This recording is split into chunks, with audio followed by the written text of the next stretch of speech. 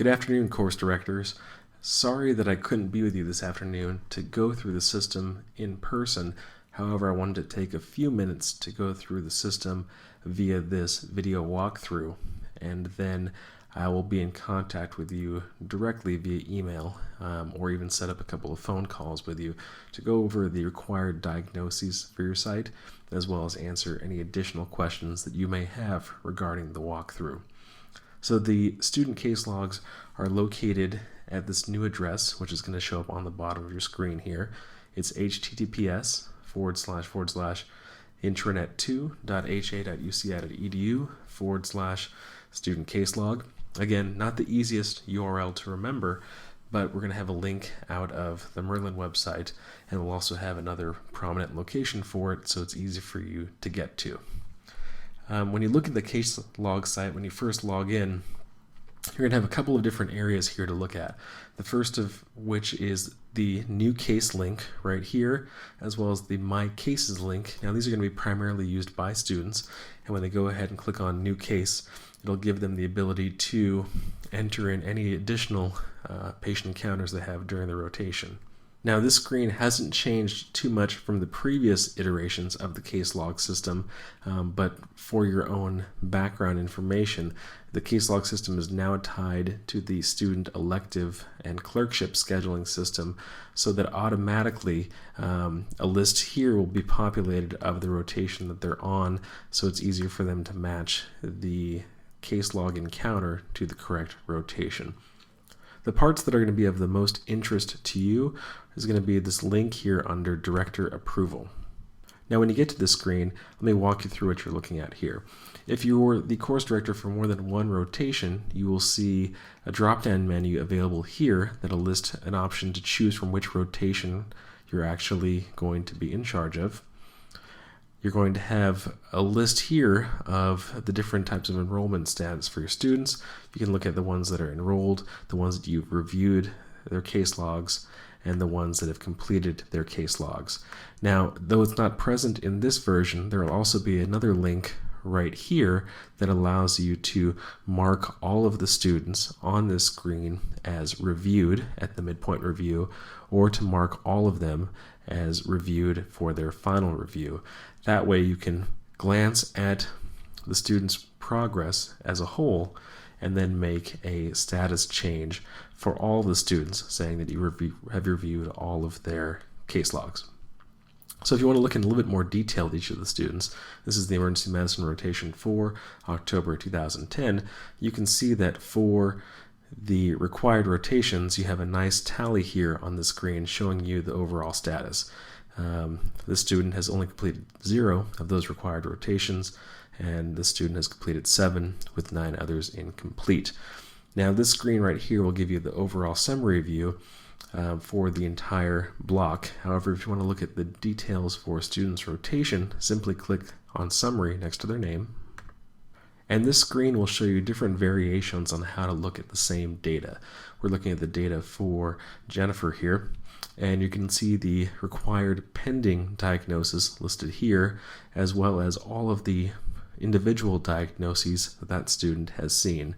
If you wanted just to change the status of this individual student, you can change her status here from enrolled to midterm review or final review, etc. If you go back, you can click on Return here. You'll see that there's another option for Sum V2 that gives you a different way of looking at the same data. And this will show you the complete diagnosis list of what they've encountered, the number of unique diagnoses seen, number of required diagnoses, and the number that they still have incomplete. Again, we've left both options available depending on which one it's easier for you to review on your own.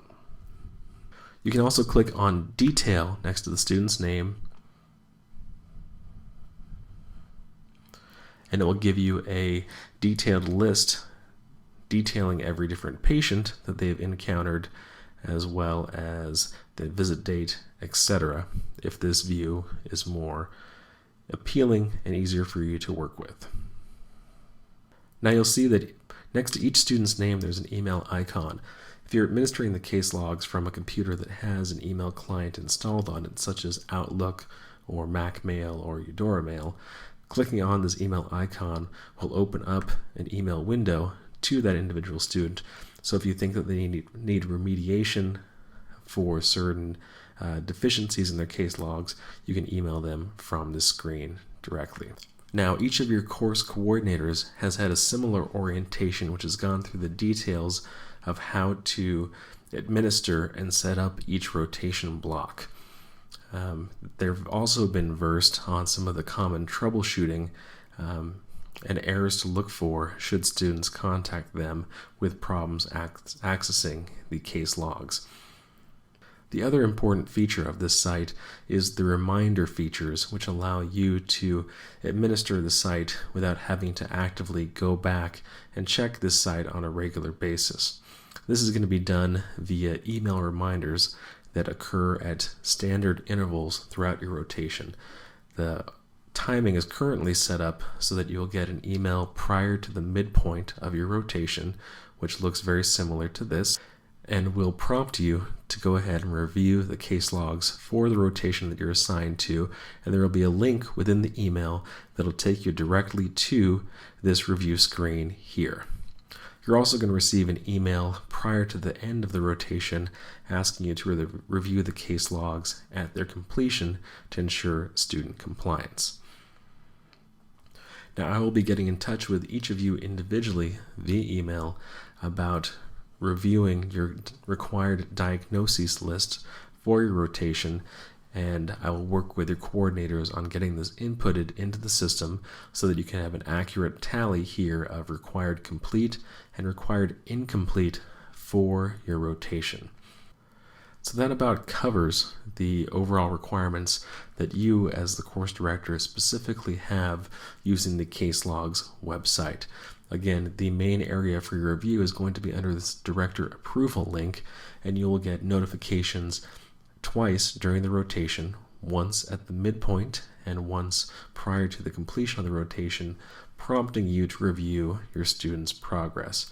If you find that a student is deficient in one area, you can contact them through this screen by clicking on the email icon and setting up a remediation or additional training so that they can meet their course requirements.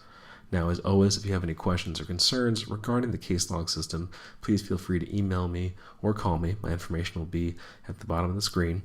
And again, I've gone through the system with your course coordinators and will keep meeting with them on a regular basis to ensure that they have no issues or concerns about the technical usage of the site as well.